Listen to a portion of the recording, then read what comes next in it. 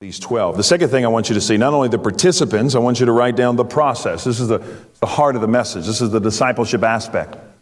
The process, it's broken down into 4 parts. The first thing is this: a disciple follows Jesus. A disciple follows Jesus. Go back to Mark chapter 1.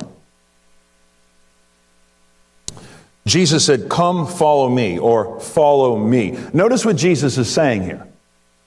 Jesus is doing something uncharacteristic of his day. See, in the first century and prior to that, no rabbi, feel the weight of this, would ever call anyone to follow them.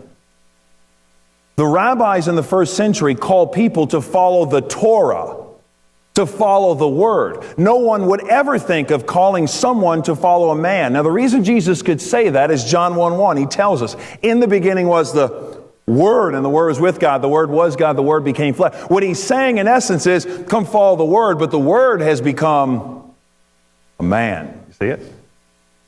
Notice what Jesus doesn't do. Jesus doesn't say, "Come learn systematic theology." As good as it is, no offense to our systematic theologians in here.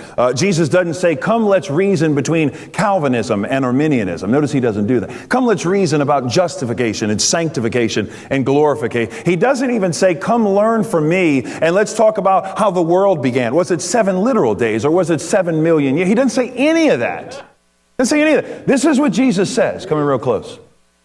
Jesus says, "Come follow me." See, to be a disciple of Jesus Christ, it starts with knowing Jesus. Knowing Jesus is the threshold by which we enter the kingdom of heaven. It's about a man. It's about a relationship with a person. Now, something else to note, which is interesting. Jesus Christ is the only rabbi in all of Jewish history, get this, to ever go out and call his own disciples. As we'll learn in just a moment, it was the aspiring disciple who would go enlist the help of a rabbi to follow him. "Hey, can I follow you?" And it was the rabbi's choice of whether he could follow him or not. Jesus, get this, is the only rabbi in all of Jewish history to go out and call his disciples by name. And aren't you glad he called you? Aren't you glad he still does that today? He comes and calls us when we're least looking for him, when we're not looking for him. So a disciple follows Jesus. Secondly,